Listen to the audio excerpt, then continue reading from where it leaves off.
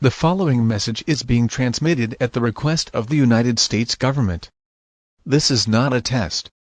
The civil authorities has issued an civil danger warning for the entire United States until further notice.